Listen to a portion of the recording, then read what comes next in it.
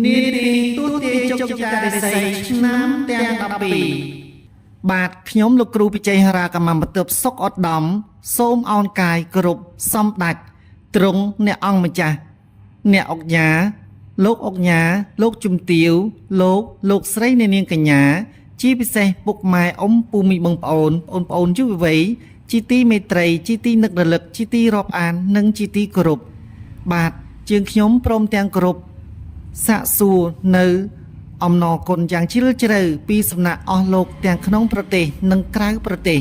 ដែលអស់រយៈកាលច្រើនថ្ងៃច្រើនខែកន្លងមកនេះនីតិយើងបានទទួលនៅការកោតសរសើរពីសំណាក់អស់លោកគ្រប់សតវណ្ណៈក្នុងនិងក្រៅប្រទេសបានសំណូមពរឲ្យខ្ញុំលោកគ្រូពិជ័យហារាកម្មបន្ទើបរួមនឹងសហការីបោះជំហានបន្តដំណើរឈានឆ្ពោះគ្រប់កម្មវិធីនៅក្នុងនោះផងដែរនីតិទូទាជោគជតារិស័យក៏បានវិលខ្លួនមកជួបជាមួយអស់លោកនាងកញ្ញាមិនឲ្យខ្នើសចិត្តឡើយបាទថាតើនៅក្នុងដំណាក់កាលដែលចិត្តនឹងបញ្ចប់នៅខែកុម្ភៈនៅសល់តែរយៈពេល2ថ្ងៃទៀតទេយើងនឹងត្រូវជួបជាមួយនឹងបាទឆ្នាំថ្មីខែថ្មីគឺខែមីនា2024តើដំណើរការជោគជតារិស័យរបស់អស់លោកឆ្នាំទាំង12មានដំណើរការយ៉ាងណាប្រកបទៅដោយគុណសម្បត្តិគុណវិបត្តិរិស័យជោគជតារិស័យវាសនាដំណើរដំណឹងរបស់អស់លោកនាងកញ្ញាជួបប្រទះតែនឹងផែនការគោលដៅយ៉ាងណានោះបាទសូមទទួលសន្តាប់យើងសន្តាប់បកស្រាយអំពីខ្ញុំលោកគ្រូពិជ័យហារាកម្មបន្ទើបសុកអត់ដំក៏ប៉ុន្តែមុននឹងជម្រាបរៀបរាប់ចប់សេចក្តីអំពីការបរិយាយដំណើររឿងរបស់អស់លោកនាងកញ្ញាដែលត្រូវលើកយកមកជម្រាបនៅក្នុងនីតិបន្តិចទីនេះខ្ញុំលោកគ្រូពិជ័យហារាកម្មបន្ទើបសុកអត់ដំបាទក៏សូមសំណូមពរដល់សម្ដេចទ្រង់អ្នកអង្គម្ចាស់លោកជំទាវលោកអញ្ញាអស់លោកគ្រប់សតវណ្ណៈក្នុងនិងក្រៅប្រទេសបាទមេត្តាមុននឹងចូលមកកាន់កម្មវិធីរបស់យើងខ្ញុំឬមួយក៏កំពុងតែទស្សនាជាងសន្តាប់ស្ដាប់សូមអញ្ជើញចុច like ចុច share 3ដងលៀបហេងឆ្នាំ2024បាទនឹងជួយ Subscribe មកកាន់នីតិរបស់យើងដើម្បីឲ្យខ្ញុំបាទលោកគ្រូពិជ័យហារាកម្មបន្ទើបសុកឧត្តមរួមនឹងសហការីមានសេចក្តីសោមនស្សរីករាយបន្តនឹងដំណើរធ្វើនៅកម្មវិធីយ៉ាងច្រើនជូនដល់សម្ដេចទ្រង់អ្នកអង្គម្ចាស់គ្រប់កម្មវិធីមិនឲ្យខ្នើសចិត្តឡើយបាទក្នុងនោះផងដែរប្រសិនបើអស់លោកនាងកញ្ញា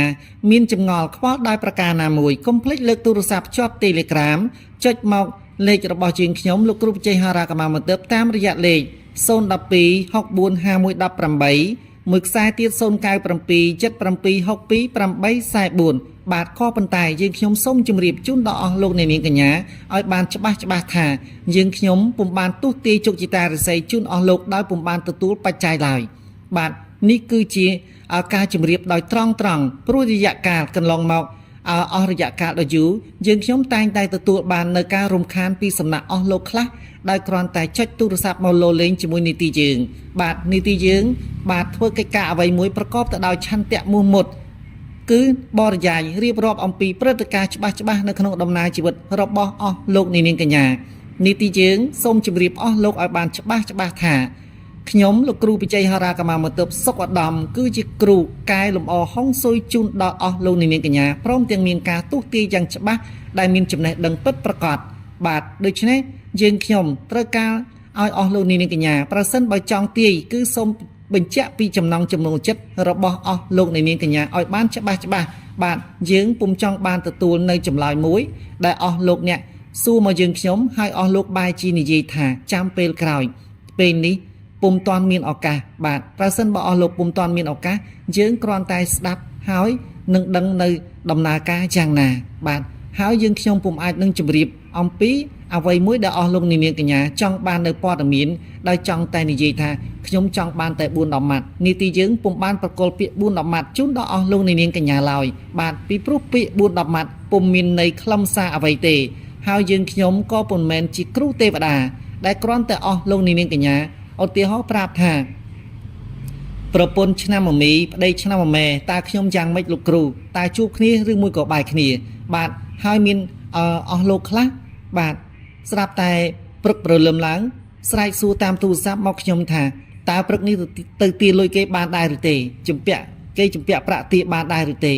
ខ្ញុំពុំអាចជម្រាបបានទេពីព្រោះខ្ញុំពុំដឹងថាអស់លោកចង់និយាយអំពីប្រធានបទអ្វីនីតិយើងត្រូវការឲ្យអស់លោកអ្នកប្រសិនបើមានចម្ងល់មានវិបត្តិប្រការដោយស្នេហា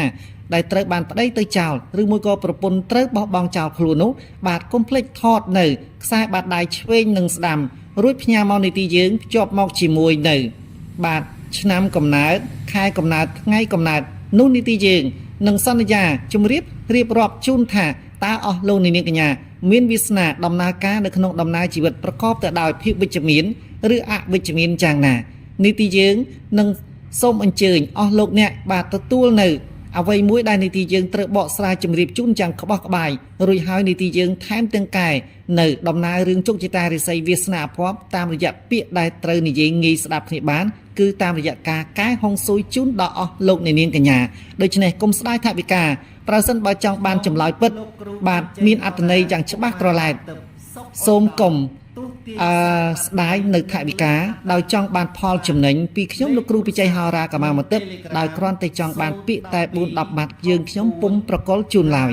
យើងខ្ញុំត្រូវការបញ្ចេញនៅព័ត៌មានជូនយ៉ាងច្បាស់ថាតើដំណើរជោគជតារិស័យរបស់អស់លោកនាងកញ្ញាមានវាសនាយ៉ាងណាឧទាហរណ៍ប្តីចុះចោលតើត្រូវអាចវិលត្រឡប់មកវិញដែរឬទេតើប្រពន្ធចុះចោលឬមួយក៏ភរិយាចុះចោលឬមួយក៏សង្សារក្បត់ចិត្តតើអាចជួបគ្នាបានដែរឬទេដូច្នេះបញ្ជាក់ឲ្យឃើញតាមរយៈខ្សែបាតដៃរបស់អស់លោកទាំងពីរនិងតាមរយៈឆ្នាំកំណើតខែកំណើតថ្ងៃកំណើតនោះនីតិយើងសន្យានឹងបំណកស្រាយជូនដោយក្បោះក្បាយពុំអាចគ្រាន់តែសួរមកនីតិយើងដោយមិនដឹងប្រធានបទតើព្រឹកនេះទៅទីលុយគេបានដែរឬទេរួចតើខ្ញុំឆ្នាំមមីនិងឆ្នាំវោកជួបគ្នាដែរឬទេឆ្នាំមមីឆ្នាំវែជួបគ្នាដែរឬទេខ្ញុំពុំមែនជាគ្រូទេវតាដែលគ្រាន់តែឧទាហរណ៍យើងដោតដោយអំពូលភ្លើងរួចហើយក៏ភ្លឺឆេះច្បាស់ក្រឡែតតែម្ដងទេគឺខ្ញុំមានក្បួនវិធីច្បាស់របស់ខ្ញុំមានគ្រូបាត់ជារៀបចំយ៉ាងត្រឹមត្រូវខ្ញុំអាចអង្គុយមើលទស្សទាយជោគជតារិស័យជូនអស់លោកអ្នកនៅមុខអាសនៈរបស់ខ្ញុំបាទខ្ញុំសូមជម្រាបជូនដល់អស់លោកអ្នកឲ្យបានច្បាស់ប្រសិនបើអស់លោកអ្នកចង់ជួបខ្ញុំត្រូវរៀបចំនៅគោលការណ៍របស់អស់លោកអ្នកដូចតទៅទី1គឺអស់លោកត្រូវតែថតខ្សែបាតដៃឆ្វេងនិងស្ដាំផ្ញើមកនីតិយើងបាទរួមជាមួយនឹងឆ្នាំកំណើតខែកំណើតថ្ងៃកំណើតហើយអស់លោកមានពេលវេលាគ្រប់គ្រាន់សម្រាប់ការណាត់ជួបជាមួយនឹងខ្ញុំបាទពុំមែនដែលគ្រាន់តែសួររួចហើយចម្លើយអស់លោកគ្រាន់តែលើថាយើងខ្ញុំទទួលយកបច្ច័យអស់លោកបាននិយាយថាគ្មានពេលប្រសិនបើអស់លោកគ្មានពេលបាទចាំថ្ងៃណាដែលអស់លោកមានពេលអស់លោកគិតឲ្យបានច្បាស់ចាំជួបជាមួយខ្ញុំលោកគ្រូពិជ័យហោរាកម្មាមតិបបាទអស់លោកស្ដាយថវិកាខ្ញុំក៏ស្ដាយចំណេះខ្ញុំសូមនិយាយតាមត្រង់បាទដើម្បីកុំឲ្យអស់លោកនាងកញ្ញាអស់លោកមានអារម្មណ៍ចង់ស្ដាប់នៅនីតិរបស់យើងថាតើខ្ញុំត្រូវជម្រាបបកស្រាយជូនដល់អស់លោកដោយវិធីណាតើនៅពេលបន្តិចទៀតនេះតើយើងខ្ញុំត្រូវជម្រាបរៀបរាប់ចប់សេចក្តីជូនដល់អស់លោកថាតើក្នុងឆ្នាំ2024នីតិដែលត្រូវបានលើកយកមកជម្រាបរៀបរាប់ជូនដល់អស់លោកនាងកញ្ញាតើឆ្នាំអ្វីបាទនៅពេលនេះខ្ញុំលោកគ្រូវិជ័យហរាកម្មាមតិបសុខឧត្តមសូមលើកយកមកជម្រាបជូនអំពីជោគជតារិស័យរបស់អស់លោកនាងកញ្ញាគ្រប់ស្ថាបណៈនៅឆ្នាំឆ្លូវដូចតទៅបាទឆ្នាំឆ្លូវនាមជាសត្វគោពងមនុស្សប្រុសធាតុដីអស់រយៈកាលកន្លងមកជាងឬមួយក៏ចាប់ពី2022បន្តរហូតមកដល់2023រួចក៏បន្តមករហូតដល់ខែមករាកុម្ភៈអស់លោកដែលកើតឆ្នាំឆ្លូវ2023 2021 2022កន្លងមកបាទក្នុងនោះផងដែរចំណុចខ្លាំងបំផុតដែលអស់លោកត្រូវទទួលបាននៅឆ្នាំ2023គឺបញ្ហារោគស៊ីគឺខ្វះខាតមិនសូវរីកចម្រើនបានពោពេញទៅដោយចំណុចអវិជ្ជមានច្រើនការដែលប្រកបរបររកស៊ីច្រើនតែមានផលប៉ះពាល់ទៅដោយប្រការយ៉ាងច្រើនក្នុងនោះមានការថ្នាក់ថ្នាំងចិត្តអំពីអ្នកដែលប្រកបរបរជាមួយគ្នាបោះទុនវិនិយោគដោយប្រការណាមួយគឺមើលមុខគ្នាមិនចំតែម្ដងចំពោះសេចក្តីស្នេហាបាទមានភាពបែកបាក់រង្គោះរង្គើនិយាយជាមួយគ្នាពុំបានគោរពពាក្យសម្ដីសន្យាជាមួយគ្នាឲ្យតែរួចផុតពីមាត់រីឯចំពោះបញ្ហាលុយកាក់មានការខាតបង់យ៉ាងច្រើនចំណូលតិចចំណាយច្រើនក្នុងនោះផងដែររួមទាំងកិត្តិយសរបស់អស់លោកអ្នកត្រូវស្រកស្រត់ចោះជាងរាល់បណ្ដាឆ្នាំណាទាំងអស់រីឯសុខភាពឈឺច្រើនបាទក៏ប៉ុន្តែមិនដល់ថ្នាក់រហូតដល់ចូលសម្រានពេទ្យនោះក៏ទេដែរចំពោះបញ្ហាលុយកាក់ ដូចខ្ញុំបានជម្រាបការពីប៉ុន្មាននីតិដំបូងមកនោះគឺថាលុយកាក់ចំណាយច្រើនចំណូលតិចបាទដោយសារតែបញ្ហាម៉ងសៅនៅក្នុងដួងចិត្តដែលពុំអាចធ្វើឲ្យវិបត្តិរបស់យើងកាលណាតែយើងមានវិបត្តិការដែលយើងតាំងចិត្តឲ្យសប្បាយរស់ស៊ីឬមួយក៏ធ្វើការគឺពុំសូវបានសម្រេចដូចគោលបំណងឡើយបាទនៅក្នុងនោះផងដែរការងារច្រើនតែផ្លាស់ប្ដូរពីមួយកន្លែងទៅមួយកន្លែងបាទឬមួយក៏ផ្លាស់ប្ដូរទីលំនៅមិនសូវបានជាប់លាប់ប្រសិនបើយើងមានផ្ទះដោយគត់មុតយ៉ាងណាក៏ដោយច្រើនតែហោះហើរពីមួយកន្លែងទៅមួយកន្លែងដោយអាការៈមិនសូវសប្បាយចិត្តប្រៀបប្រដូចជាមួយនឹងបាក់សីច្រើនតែហោះហើរចោលទ្រនំប្រសិនបើចូលក្នុងទ្រនំចូលក្នុងសម្បុកគឺពុំសូវបានសប្បាយចិត្តបាទដូច្នេះក៏បន្តដំណើរបោះជំហានឈានឆ្ពោះទៅមុខទៅរកជំរុំមួយដែលគេហៅថាជំរុំបណ្ដោះអាសន្នបាទរីឯអារម្មណ៍ពោពេញទៅដោយក្តុកក្តួលមិនសប្បាយចិត្តខកចិត្តយ៉ាងច្រើនអំពីទំនាក់ទំនងការងារឬមួយក៏សេចក្តីស្នេហាពុំបានសមប្រកបរីឯគូប្រជែងនៅក្នុងឆ្នាំ2021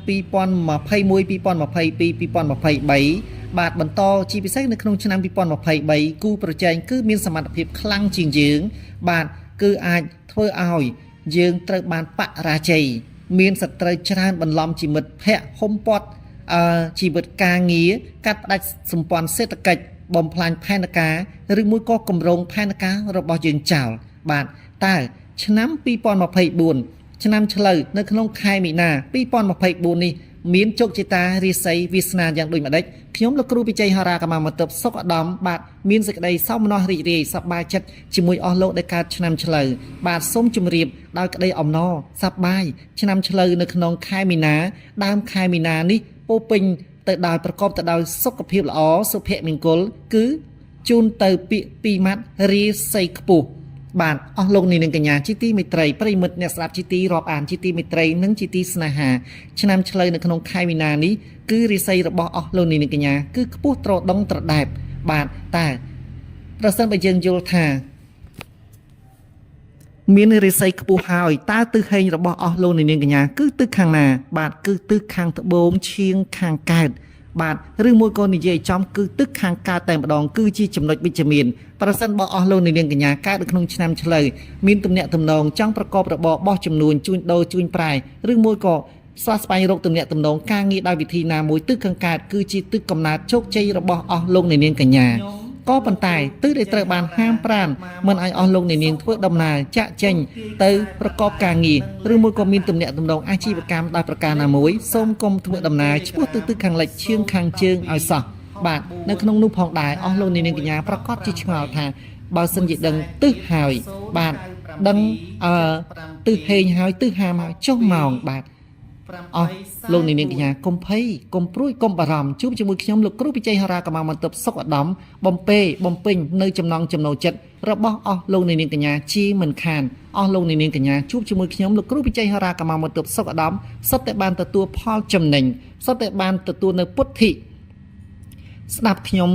មួយដងហើយគឺចង់ស្ដាប់ទៀតបាទសំនួនវោហាពោពេញទៅដោយមនោសញ្ចេតនារៀបរាប់អំពីដំណើរជីវិតជូនដល់អស់លោកនាងកញ្ញាបាទទិសហេងគឺត្រូវបានជម្រាបហើយគឺទិសខាងត្បូងឈៀងខាងកើតក៏ប៉ុន្តែទិសដែលមានកំណើតខ្ពស់បំផុតនោះគឺទិសខាងកើតចំតែម្ដងរីឯទិសដែលត្រូវបានហាមឃាត់សូមកុំធ្វើដំណើរឆ្ពោះទៅទិសខាងលិចឈៀងខាងជើងនេះគឺជាបំណងល្អរបស់ខ្ញុំលោកគ្រូពិជ័យហោរាកម្មាមន្ទិបសុខឧត្តមរីឯម៉ោងដែលត្រូវទទួលបាននៅលៀបសក្ការៈជោគវាសនាហេងដែលអស់លោកនាងកញ្ញាសូមជួយចុច share 3 ដងហេងលៀបសំណាងល្អនាឆ្នាំ2024នោះបាទគឺម៉ោង9:09នាទីពេលព្រឹកបាទគឺជាម៉ោងជោគជ័យសេរីសុស្ដីជ័យមង្គលជូនដល់អស់លោកនាងកញ្ញាចុះថាតើមានតែ1ម៉ោងនោះទេឬបាទមិនមែនទេអស់លោកនាងកញ្ញាជាទីមេត្រីបាទនៅមានចំណុចដ៏ល្អទៀតដែលអស់លោកនាងកញ្ញាបាទពេលណាដែលយើងកំពុងតែមានធុរៈមមាញឹករវល់ដោយភ្លេចថាអូថ្ងៃនេះម៉ោងនេះលោកគ្រូបានជម្រាបថាម៉ោង9:09នាទីជាម៉ោងអ្នកខត្តរឹកត្រូវធ្វើពិធីត្រូវមានការជួបជុំជាមួយអស់លោកណាមួយបាទស្វាស្វែងរកលៀបសក្ការៈឥឡូវម៉ោងដ៏ល្អនោះកន្លងហួសទៅហើយបាទចូលកំភៃបាទនៅមានម៉ោងមួយទៀតដែលចូលមកជួបជាមួយអស់លោកនាងកញ្ញាជួយដល់អស់លោកនាងកញ្ញាមិនឲ្យខ្នើចិត្តមិនឲ្យខកបំណងនោះគឺម៉ោង2:34នាទីពេលរសៀលអូជួយអបអរសាទរតែម្ដងបាទយើងអាចមានពីជំរឿ ពេលព្រឹកគឺម៉ោង9 នាទីរីឯពេលរសៀលគឺម៉ោង2:34 នាទីអស់ចាស់តែម្ដងហើយបាទរួចចុះមិនក៏លោកគ្រូពិជ័យហោរាកម្មបន្ទិបបានជ្រើសរើសដោយខ្លួនឯងឬមួយក៏ជាតម្រាឬមួយក៏ជាក្បួនសិលសាស្ត្រដោយប្រការណាមួយបាទនេះគឺជាការដែលយើងខ្ញុំអង្គុយតាំងសមាធិបានគ្រូបានមកជម្រាបបានមកប្រាប់ឲ្យយើងខ្ញុំជ្រើសរើសនៅចំណុចដ៏ល្អជូនដល់អស់លោកនាងកញ្ញាគឺថេរវេលាម៉ោងដែលប្រកបទៅដោយធម៌ពលខ្ពង់ខ្ពស់ជូនដល់អស់លោកនាងកញ្ញាសម្ដេចទ្រង់ឯកឧត្តមនៅពេលម៉ោង9:09 នាទីគឺលេខ9គឺជាលេខដ៏កំពូលមហាយុទ្ធសាស្ត្រអស្ចារ្យតែម្ដងរួចចុះម៉ោង2:34 នាទីមានដំណើរមានកិច្ចកលអ្វីខ្លះបាទម៉ោង2:34 នាទីប្រសិនបើយើងបូកយកលេខ2បូកជាមួយ3យើងឃើញ5រួចយើងយកលេខ5បូកជាមួយ4ឃើញ9បាទនេះគឺជាចំណុចដ៏ល្អជូនដល់អស់លោកនាងកញ្ញាបាទនេះទីយើងមិនបានលាក់លៀមនៅចំណុចអ្វីមួយជូនដល់សម្ដេចទ្រង់នៃអង្គម្ចាស់ឡើយបាទរួចឯចំណុចដែលត្រូវបានហាមឃាត់ម៉ោងដែលត្រូវបានហាមឃាត់សូមកុំធ្វើដំណើរចាក់ចេញពីកន្លែងធ្វើការឬមួយក៏កន្លែងដែលយើងកំពុងតែប្រតិបត្តិការងាររស់នៅអាជីវកម្មលក់ដូរដោយប្រការណាមួយម៉ោង12:00 នាទីពេលថ្ងៃត្រង់គឺពុំត្រូវបានអនុញ្ញាតឲ្យចេញចាក់ធ្វើដំណើរឡើយបាទរីឯម៉ោងដែលត្រូវបានហាមឃាត់នាពេលមួយទៀតនោះគឺម៉ោង10:00 នាទីពេលរាត្រីបាទម៉ោងទាំងពីរចំណុចនេះនីតិយើងពុំបានអនុញ្ញាតជូនដល់សម្ដេចទ្រង់នៃអង្គម្ចាស់នៅក្នុងការប្រកបរបរជំនួញឬមួយក៏ណាត់ជួបដោយប្រការណាមួយទៅលើអារម្មណ៍របស់អស់លោកនាងកញ្ញាអស់លោកខ្លះត្រូវបានណាត់ជួប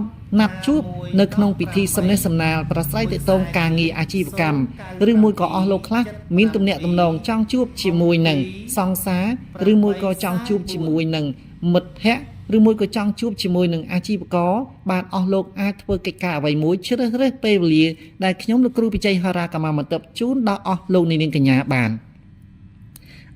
ចុះបើត្រូវជ្រើសរើសទិសហើយត្រូវជ្រើសរើសម៉ោងហើយតើត្រូវទទួលបាននៅចំណុចអ្វីខ្លះបាទនៅក្នុងនោះផងដែរត្រូវតែទទួលបាននៅលៀបសក្ការៈអីយ៉ាកាន់តែល្អកាន់តែប្រសើរកាន់តែសប្បាយនៅពេលដែលបានលើលោកគ្រូវិជ័យហោរាកម្មបន្ទប់សុខឧត្តមរូបខ្ញុំបាទជម្រាបជូនដល់សម្ដេចទ្រង់នៃអង្គម្ចាស់អស់លោកគ្រប់សតវណ្ណៈអស់លោកពិតជាមានអារម្មណ៍សប្បាយរំភើបចង់ស្ដាប់ហើយចង់ស្ដាប់ទៀតព្រោះនេះគឺជានីតិដែលអស់លោកត្រូវទទួលបាននៅសុភមង្គលជាចំណីអារម្មណ៍ជាបញ្ហាសុខភាពផ្លូវចិត្តរបស់អស់លោកនាងកញ្ញាតើអស់លោកត្រូវទទួលបានរៀបអ្វីខ្លះបាទក្នុងនោះផងដែរត្រូវទទួលបាននៅព័ត៌មានល្អបាទព័ត៌មានល្អអស់លោកប្រកាសជាដឹងបាទជួនកាលអស់លោកបានណាត់ជាមួយសង្សារនោះចង់បានចម្លើយថាតើនាងព្រមស្រឡាញ់អស់លោកដែរឬទេបាទក្នុងនោះផងដែរនៅក្នុងរបបអាជីវកម្មអស់លោកអាចណាត់ជួបជាមួយដៃគូរបស់ខ្លួនថាតើរួមសហការជាមួយអស់លោកដែរប្រការណាមួយបាទក្នុងនោះផងដែរអស់លោកអាចណាត់ជួបគ្រប់កម្មវិធីដែលអស់លោកមានបំណងប៉ងចង់ជួបនៅក្នុងដួងចិន្តារបស់អស់លោកនាងកញ្ញាបាទរីឯដំណឹងដែលត្រូវទទួលបានលៀបសក្ការៈមួយទៀតនោះគឺលុយកាក់បាទមានន័យថាហូរចូលជាបន្តបន្ទាប់សន្សឹមបាទកុំភ្លេចថាដំណក់ទឹកមួយដំណក់អាចស្រក់ចុះមកទម្លុះថ្មដាស់ដល់រឹងបានរីឯលៀបសក្ការៈដែលហូរចូលសន្សឹមពី1រៀលរហូតដល់100រហូតដល់1000អាចបង្កើនទៅជាប្រាក់លានបាទទៅជាប្រាក់សែនប្រាក់លានឬមួយក៏ទៅជា$10000 $1 លាន$1កោត$ក៏អាចថាបានឲ្យតែអស់លោកនាងកញ្ញាបាទរៀបចំនៅដំណើរជីវិតប្រកបទៅដោយភាពជោគជ័យសុខដុមរមនានៅក្នុងដំណើរជីវិតរីឯលៀបដែលត្រូវបានទទួលមួយទៀតបាទប្រសិនបើអស់លោកនាងកញ្ញាបាទអស់លោកដែលត្រូវបានដាក់ដំងប្រកបដំណើរការស្វាស្វែងរកការងារធ្វើឬមួយក៏អស់លោកបាទមានបំណងចង់ធ្វើការនៅទីកន្លែងណាមួយបាទដំណឹងល្អបានមកដល់ហើយបាទនៅក្នុងខែមីនាឆ្នាំ2024ចំពោះអស់លោកនាងកញ្ញាកើតឆ្នាំឆ្លូវខ្ញុំលោកគ្រូពិជ័យហោរាកម្មបន្ទប់សុខឧត្តមសូមជម្រាបដោយបរិសុទ្ធចេញពីដួងចិត្តរបស់ខ្ញុំអស់លោកប្រកាសជាបានចម្លើយនៅផលវិជ្ជមានបាទសុខឧត្តមយើងខ្ញុំសូមធានាថាអស់លោកប្រកាសជាទទួលបាននៅចម្លើយ positive មានន័យថាចម្លើយវិជ្ជមានគឺអស់លោកប្រកាសជាជាប់បាទប្រកាសជាមានបំណងល្អបាទខ្ញុំសូមចូលរួមអបអរសាទរជាមួយអស់លោកដែលកើតឆ្នាំឆ្លូវត្រូវទទួលបាននៅសមិទ្ធផលការងារធ្វើតេស្តអ្វីមួយគឺប្រកាសជាបានចម្លើយឆ្លើយតបគឺជាប់ដោយ 100% បាទក្នុងនោះផងដែរខ្ញុំលោកគ្រូវិជ័យហោរាកម្មបន្ទប់សុខឧត្តមសូមជម្រាបព័ត៌មានថ្មីដែលអង្រួនបេះដូងរបស់អស់លោកនាងកញ្ញាគ្រប់ស្ទប់វណ្ណៈគ្រប់ស្រទាប់វ័យបាទគឺជាបញ្ហាចំណោទចោតបេះដូងថាតើបញ្ហាដែលត្រូវបានទទួលលាភរបស់អស់លោកនាងកញ្ញាដែលអស់លោកកំពុងតែទន្ទឹងរង់ចាំនៅក្នុងឆ្នាំ2024ខែមីនាបានមកដល់ហើយចម្លើយដែលត្រូវបានប្រកល់ដោយបេះដូងបរិសុទ្ធគឺអស់លោកជួបស្នេហ៍ដោយចៃដន្យ តើជួបស្នេហ៍ដោយចៃដន្យដោយវិធីណានោះអស់លោកប្រកាសជាដឹងដោយខ្លួនឯងថ្ងៃណាខែណាឆ្នាំណាម៉ោងណាគឺត្រូវបានជម្រាបរៀបរាប់តាមរយៈខ្ញុំលោកគ្រូវិជ័យហោរាកម្មមន្ទិបសុកឧត្តមបាទនៅក្នុងខែមីនានេះអស់លោកឆ្នាំឆ្លូវប្រកាសជាជួបស្នេហ៍ដោយចៃដន្យជាក់ជាមិនខានបាទនៅក្នុងនោះផងដែរចំពោះយើងបានជម្រាបរៀបរាប់ជូនដល់សម្ដេចទ្រង់ឯកឧត្តមនៃអង្គម្ចាស់ថាទិសហេងទិសហាមម៉ោងហេងម៉ោងហាមហើយនឹងលៀបសការៈរបស់អស់លោកនាងកញ្ញាហើយក៏ប៉ុន្តែនៅក្នុងពេលនោះជាងក៏ត្រូវបានជម្រាបជូនថាតើថ្ងៃណាដែលអស់លោកនាងកញ្ញាធ្វើដំណើរទៅប្រកបការងារជួញដូរដោយប្រការណាមួយបាទជួបសង្សារក្តីជួបអាជីវករពាណិជ្ជករនៅក្នុងការបណ្ដាក់ទុនវិនិយោគរៀបចំទីកន្លែងថ្មីរៀបចំកន្លែងលក់ដូរហាងឬមួយក៏ការទៅរស់នៅក្នុងគេហដ្ឋានថ្មីឬមួយក៏សាងសង់គេហដ្ឋានថ្មីបាទអស់លោកគឺថ្ងៃដែលល្អរបស់អស់លោកនាងកញ្ញាយើងបានជម្រាបមកហើយគឺថ្ងៃសុក្របាទសូមចូលរួមអបអរសាទរថ្ងៃដែលល្អសម្រាប់ខ្ញុំលោកគ្រូវិជ័យហោរាកម្មមន្ទិបបានក្រឡេកឃើញបានជម្រាបជូនដល់អស់លោកនាងកញ្ញាគឺថ្ងៃសុក្រសម្រាប់អស់លោកនាងកញ្ញាដែលកើតនៅក្នុងបាទដែលត្រូវទទួលបាននៅព័ត៌មានដ៏ល្អពីយើងខ្ញុំលោកគ្រូវិជ័យហោរាកម្មមន្ទិបសុខឧត្តមបាទឆ្នាំឆ្លូវខែមីនាឆ្នាំ2024ថ្ងៃដែលអស់លោកនាងកញ្ញាប្រកបដោយសុភមង្គលចម្រុងចម្រើនគឺថ្ងៃសុក្របាទយើងបានប្រាប់ទិសបានប្រាប់ម៉ោងបានប្រាប់នៅអ្វីៗទាំងអស់ជូនដល់អស់លោកនាងកញ្ញាចុះថ្ងៃមួយទៀតដែលត្រូវបានហាមឃាត់ជាថ្ងៃដែលមិនសូវល្អបាទយើងមិនអាចនិយាយថាគឺជាថ្ងៃអពមង្គលទេបាទក៏ប៉ុន្តែសម្រាប់អស់លោកអ្នកដែលកាត់ឆ្នាំឆ្លូវថ្ងៃដែលត្រូវបានហាមមិនឲ្យអស់លោកទៅចូលរួមពិភាក្សាប្រឹក្សាយោបល់ជាមួយគឺថ្ងៃអង្គារបាទថ្ងៃអង្គារសម្រាប់អស់លោកនាងកញ្ញាកាត់ឆ្នាំឆ្លូវគឺពុំត្រូវបានអនុញ្ញាតទេបាទនីតិយើងបានជម្រាបជូនដល់អស់លោកនាងកញ្ញាខ្ញុំលោកគ្រូពិជ័យហោរាកម្មមន្ទិបសុខឧត្តមបានជម្រាបជូនអស់លោកជាហោហែមកហើយបាទឥឡូវនេះខ្ញុំលោកគ្រូពិជ័យហោរាកម្មមន្ទិបសុខឧត្តមក៏សូមនិយាយបរិយាយមួយទៀតអំពីរឿងដែលត្រូវអស់លោកនាងកញ្ញាតើប្រសិនបើនៅក្នុងសង្គមរស់នៅយើងតែងតែត្រូវបានគេអញ្ជើញទៅចូលរួមគ្រប់កម្មវិធីទាំងអស់បាទសូម្បីតែអាពាហ៍ពិពាហ៍បុណ្យគ្រប់សតវណ្ណៈបាទមានបុណ្យចម្រើនព្រះជន្មការជប់លៀងផាកធីអ្វីផ្សេងបាទនៅក្នុងនោះផងដែរមានទាំងអំពីមរណភាពបាទតើគួរជាងចូលរួមឬមួយក៏ឆ្លើយថា yes ឬមួយក៏ no ដោយវិធីណាបាទខ្ញុំលោកគ្រូវិជ័យហោរាកម្មមន្ទិបសុខឧត្តមបាទក៏សូមឲ្យចូលរួមជម្រាបជូនដល់អស់លោកនាងកញ្ញាសម្ដេចគ្រប់សតវណ្ណៈថាបាទនៅក្នុងឆ្នាំឆ្លូវខែមីនា2024នេះអស់លោកអាចអនុញ្ញាតចូលរួមគ្រប់កម្មវិធីដោយពុំមានត្រូវបានហាមប្រាមទេបាទកាន់តែប្រពៃកាន់តែល្អបាទចុះថាប្រសិនបើអស់លោកបានទទួលនៅចំណុចដ៏ល្អនេះហើយតើត្រូវមានអ្វីទៀតដែលត្រូវជម្រាបជូនដល់អស់លោកនាងកញ្ញាបាទយើងសូមជម្រាបថាចំពោះថ្ងៃហេងអស់លោកធ្វើអ្វីក៏បានអស់លោកជ្រើសរើសម៉ោងក៏បានហើយបាទដឹងអំពីដំណើរទិសហើយក៏ប៉ុន្តែចំពោះថ្ងៃអង្គារបាទដែលត្រូវបានហាមឃាត់គឺសម្រាប់មិនអនុញ្ញាតបំរាមមិនឲ្យអនុញ្ញាតឲ្យអស់លោកបាទទិញរបស់របរចូលផ្ទះឬមួយក៏ធ្វើអ្វីផ្សេងអស់លោកអាចដឹងបានដោយខ្លួនឯងបាទគឺបើកន្លែងលក់ដូរក្តីគឺមិនអាចត្រូវបានអនុញ្ញាតទេបាទយើងបានជម្រាបហើយ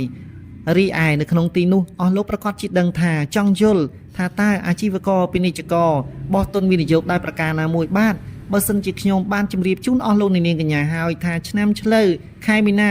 2024រិស័យខ្ពស់ដូច្នេះខ្ញុំលោកគ្រូបច្ចេកហោរាកម្មមន្ទិបសុខឧត្តមបាទជម្រាបជូនថាចំពោះអស់លោកជាការងារធ្វើការងារនៅក្នុងក្រសួងមន្ត្រីរាជការឬមួយក៏បម្រើការក្រុមហ៊ុនឯកជននានាក្តីបាទអស់លោកត្រូវបានដំឡើងបុណ្យស័ក្តិទូនីតិបៀវត្តខ្ពស់ចំពោះអស់លោកដែលកំពុងតែបម្រើការងារនៅក្នុងក្រុមហ៊ុនឯកជននានាខ្ញុំលោកគ្រូបច្ចេកហោរាកម្មមន្ទិបសុខឧត្តមបាទសូមជម្រាបថាអស់លោកត្រូវបានប្រធានក្រុមប្រធានផ្នែកឬមួយក៏ប្រធានអង្គភាពរបស់អស់លោកចាប់អារម្មណ៍កោតសរសើរនិងកត់ទុកជាបុគ្គលិកគំរូជាមិនខានបាទខ្ញុំលោកគ្រូបច្ចេកហោរាកម្មមន្ទិបសុខឧត្តមសូមជម្រាបជូនដល់អស់លោកនាងកញ្ញាបន្តទៅទៀតបាទអាជីវករពាណិជ្ជករនៅក្នុងខែមីនា2024អស់លោកកើតឆ្នាំឆ្លូវគឺអាចបោះទុនវិនិយោគបានប្រកបទៅដោយភាពជោគជ័យក៏ប៉ុន្តែត្រូវតែពិនិត្យវិจัยឲ្យបានម៉ត់ចត់ជាទីបំផុតមុននឹងចុះហត្ថលេខាទៅលើកិច្ចការអ្វីមួយត្រូវពិនិត្យពិចារណាបានម៉ត់ចត់ជាទីបំផុតពុំនោះសោតអស់លោកត្រូវមានវិបដិសារីដោយសារតែមានអំនួតដោយសារតែមានការជឿជាក់ទៅលើការទុទាយជោគជតារិស័យខ្លាំងពេកដោយសារតែយល់ថារិស័យខ្ពស់សំណាងល្អវាសនាល្អអស់លោកភ្លេចគិតទៅលើអត្ថបទដែលអស់លោកត្រូវបានពិនិត្យពិចារណាកុំភ្លេចថាការចុះហត្ថលេខាតែមួយ សัญลักษณ์របស់អស់លោកអ្នកបានន័យថាមួយខ្វាច់របស់អស់លោកអ្នកត្រូវទទួលបានវិបដិសារីអស់មួយជីវិតក្រុមហ៊ុនអាចរលំរលាយដោយសារតែហត្ថលេខារបស់អស់លោកអ្នកហើយអស់លោកអ្នកអាចនឹងត្រូវបានខូចបាត់បង់នូវកិត្តិយសរបស់អស់លោកអ្នកជាក់ជាមិនខាន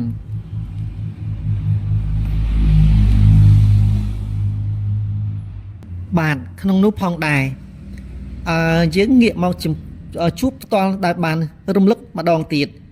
នៅក្នុងឆ្នាំ2024នេះបាទយើងបានជម្រាបហើយក៏ប៉ុន្តែយើងត្រូវតែជម្រាបជូនដល់អស់លោកអ្នកនាងម្ដងទៀតបាទចំពោះបញ្ហាលុយកាក់អស់លោកនាងកញ្ញាកុំភ័យកុំបារម្ភបាទខ្ញុំសុកឧត្តមសូមជម្រាបថាអស់លោកអ្នកប្រកាសជាមានលុយកាយមានលុយចាយយ៉ាងសមរម្យបាទហើយអាចសន្សំបានថែមទៀតផងបាទរីឯបញ្ហាសុខភាពគ្មានចំណោទបញ្ហាអ្វីដែលធ្វើអស់លោកអ្នកត្រូវពិបាកចិត្តទេបាទតមចំណីអាហារតាមក្បួនវិជ្ជសាស្ត្រស្រឡាញ់ខ្លួនឲ្យស្ងួនចំណីបាទសេចក្តីស្នេហាយើងសូមរំលឹកជូនដល់អស់លោកនាងកញ្ញាម្ដងទៀតបើទោះបីជាមានឧបសគ្គដែលកន្លងមកនោះច្រើនទៅជួបប្រទះនៅចំណោទបញ្ហាចង់ឈ្នះចង់ចាញ់ដោយប្រការណាមួយបាទចង់ឲ្យបុគ្គលមួយគោរពតាមពាក្យសន្យារួចឲ្យខ្លួនជាអ្នកចាំទទួលនៅពាក្យសន្យាដោយប្រការណាមួយក្តីបាទឥឡូវនេះដំណើរជីវិតហាក់បីដូចជាផ្សែងសបិនមួយដ៏គួរឲ្យខ្លាចជាទីបំផុតពន្លឺព្រះសូរិយាកំពុងតែបោះជំហានមកជួបអស់លោកនាងកញ្ញាហើយបានព្យាយាមកាត់បន្ថយពាក្យសម្ដីមិនសមរម្យអធិស្ឋានបានល្អប្រសិនបើគូចាស់វិលមកជួបអស់លោកនាងកញ្ញាវិញកុំរំលឹកអតីតកាលបាទប្រសិនបើអាចលើកលែងទោសបានក៏ជាការប្រពៃបាទរួចហើយប្រសិនបើជួបស្នេហ៍ថ្មីសូមពិនិត្យពិចារណាឲ្យបានហ្មត់ចត់ពីព្រោះយើងអាចដឹងថាអ្វីមួយដែលយើងបានដើរចំពោះដើរដួលហើយត្រូវជៀសវាងនៅចំណុចដែលមិនល្អចំណុចអវិជ្ជមានដើម្បីទទួលបាននូវផលដ៏ល្អនាពេលអនាគតបាទដំណើរកំសាន្តនានានៅពេលនេះអស់លោកនាងកញ្ញាកុំតាន់អញ្ជើញទៅទស្សនាកន្លែងរមណីយដ្ឋានឆ្ងាយអីបាទជាពិសេសសូមកុំធ្វើដំណើរតាមផ្លូវទឹកឲ្យសោះបាទនេះគឺជាបំណងល្អរបស់ខ្ញុំលោកគ្រូពិជ័យហោរាកម្មាមន្ទិបសុកឧត្តមបាទនៅក្នុងនោះផងដែរបំណងដ៏ល្អរបស់ខ្ញុំលោកគ្រូពិជ័យហោរាកម្មាមន្ទិបចង់ជម្រាបជូនដល់សម្ដេចទ្រង់អ្នកអង្គម្ចាស់អស់លោកគ្រប់សតវណ្ណៈថាបាទខ្ញុំលោកគ្រូពិជ័យហោរាកម្មាមន្ទិបមានសំណុំពរមួយដ៏ល្អឯកជូនដល់សម្ដេចទ្រង់ឯកឧត្តមលោកស្រីនាងកញ្ញាអស់លោកគ្រប់សតវណ្ណៈក្នុងនិងក្រៅប្រទេសនៅថ្ងៃអាទិត្យ15កើតត្រូវថ្ងៃទី24ខែ3ឆ្នាំ2024បាទសូមអញ្ជើញអស់លោកអ្នកប្រសិនបើមានបំណងជឿជាក់លើខ្ញុំលោកគ្រូពិជ័យហោរាកម្មាមន្ទិបសុកឧត្តមបាទសូមអញ្ជើញទៅវត្តស្លោចទឹកលើករាសីបាទជ្រើសរើសវត្តណាដែលមានខ្សែទឹកហូរខាងលើធៀបនឹងចំណុចផ្ទះរបស់យើងបាទការស្រោចទឹកត្រូវប្រព្រឹត្តទៅនៅវេលាម៉ោង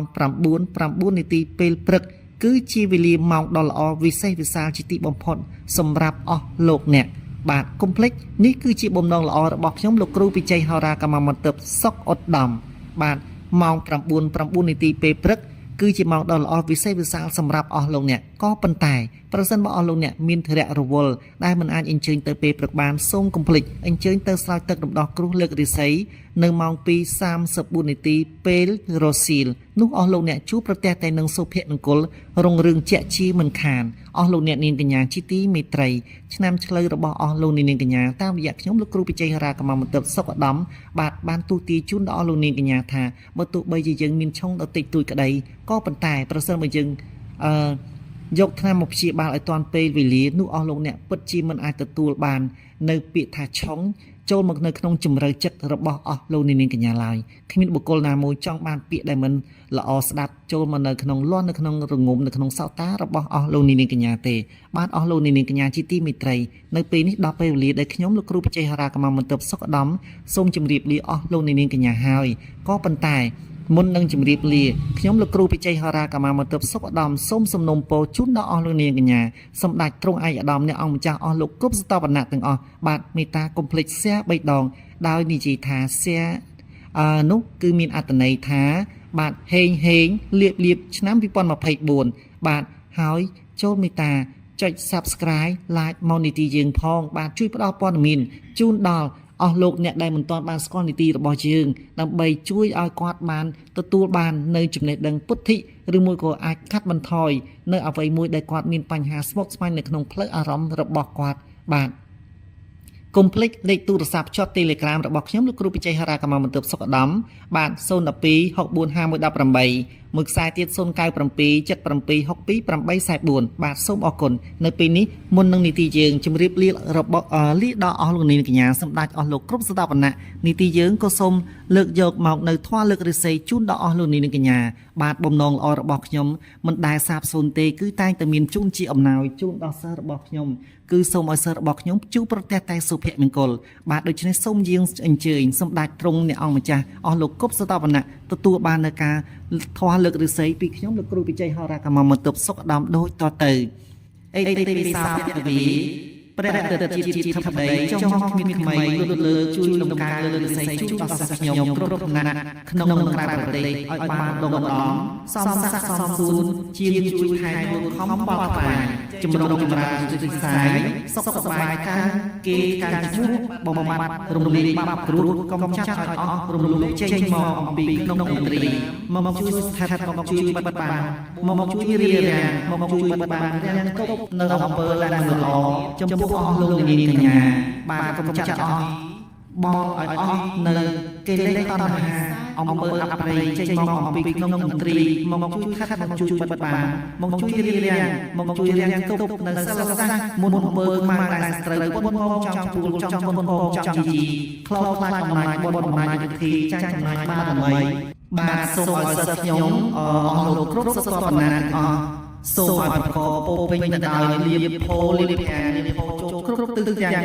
8សូមទេវតាថែរក្សាគ្រប់ទីកន្លែងភពផែនដីសូមជួយឲ្យសិស្សខ្ញុំចម្រើនជួសក្តាសង្គមសង្ហារិទ្ធិធីសម្បត្តិបោចូលមកក្រឹកចូលមកសន្ធិដ្ឋគ្រប់ទិនទីវារាត្រីសំភារសិភោជួយលើកបុណ្យស័ក្តិជួយលើកណាស់ជួយលើករិស័យជួយដល់សិស្សរបស់ខ្ញុំគ្រប់សពដំណានអស់ឲ្យអស់លោកជួបប្រទះតែនឹងសេចក្តីរុងរឿងចម្រើនជួសចម្រើនទាំងសេចក្តីសុខស្ដីសុខបីប្រការហូបលំចិន្តាអិតិទេសោភវាសិទ្ធិសិទ្ធិឧលោលោស្វាហាយៈជាពិសេសសិស្សរបស់ខ្ញុំមានការបាត់បង់នៅស្វាមីភរិយាសង្សារសូមឲ្យអស់លោកជួបគ្នាវិញនេះពេលឆាប់ដល់ផ្លៃខាងបំពបីគ្លៀតឡើយកុំបីខាងឡើយខ្ញុំលោកគ្រូពិជ័យហរាកម្មបន្ទប់សូមជម្រាបលាសូមអរគុណ